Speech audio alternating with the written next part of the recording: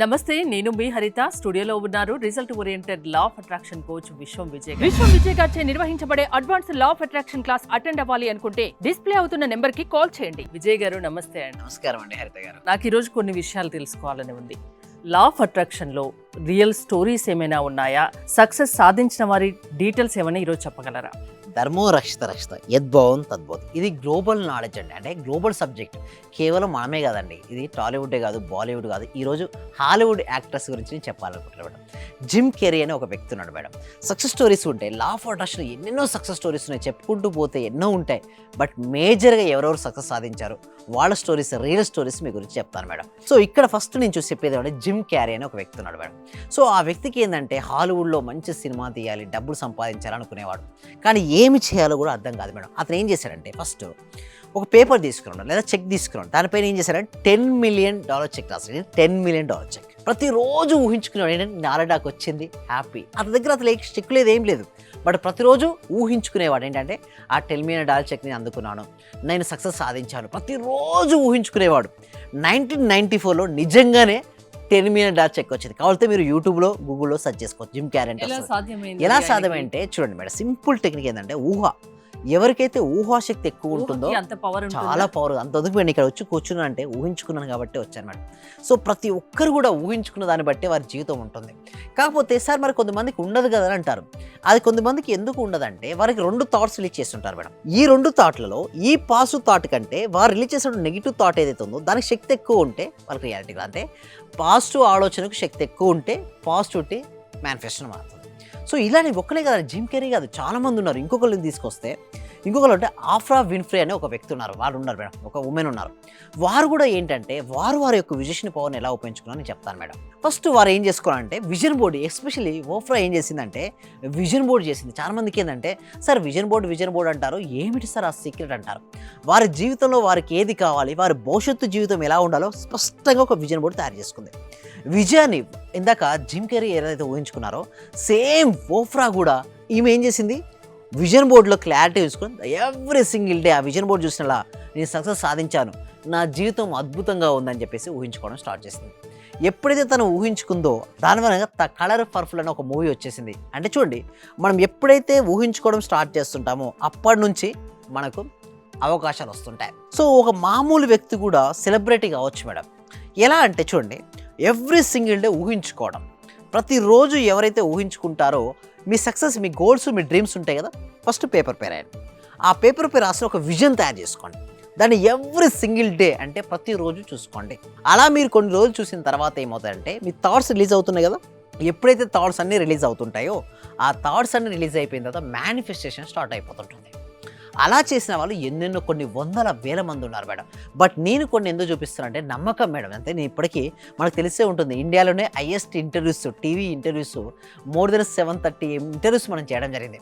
So ఇన్ని interviews మనం చేసిన తర్వాత నాకు ఏమనిపించిందంటే, ఎలా అయినా సరే రిజల్ట్స్ను ప్రతి ఒక్కరికి అందించాలి. ఈ సబ్జెక్ట్ ప్రతి వ్యక్తికి, ప్రతి ఇంటికి, ప్రతి కుటుంబానికి అందించాలి. అలా అందించాలంటే విశ్వవ్యాప్తం చేయాలి. అందుకోసం కొన్ని రియల్ స్టోరీస్ కూడా నేను తీసుకొచ్చాను.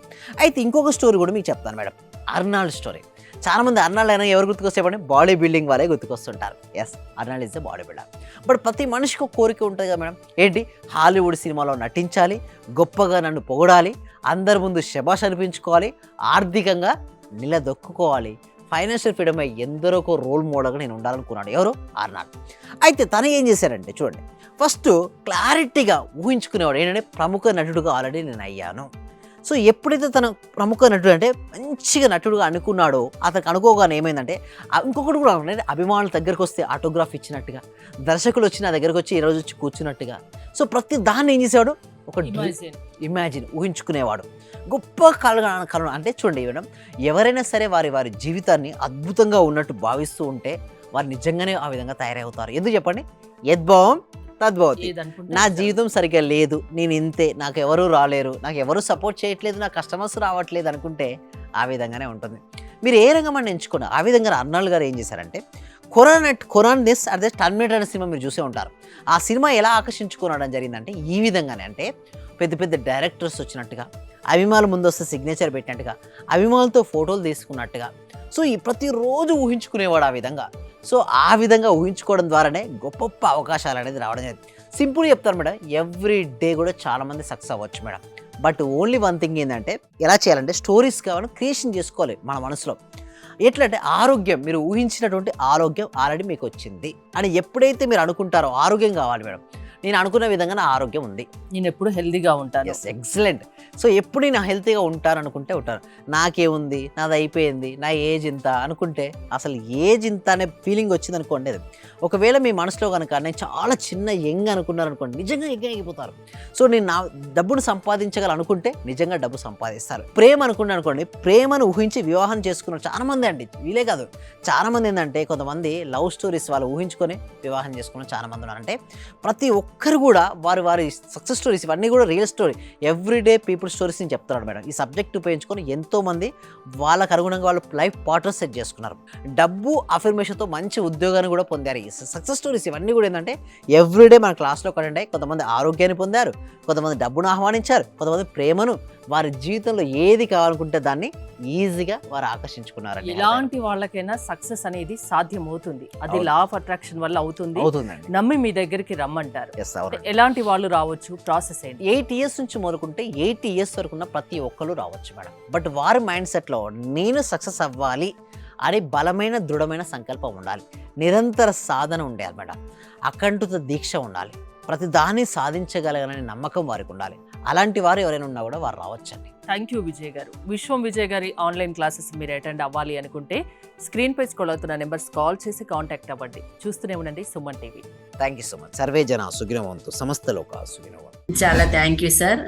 మంచి రిజల్ట్స్ వచ్చాయి సార్. మాకు స్టార్ట్ చేసిన ఫస్ట్ లోనే నేను ఒక 6 months నుండి ఎదురు చూస్తున్న పెండింగ్ బిల్స్ 2 వచ్చాయి సార్. 2,24,000 ఒకటి, 1,05,500 ఒకటి సార్.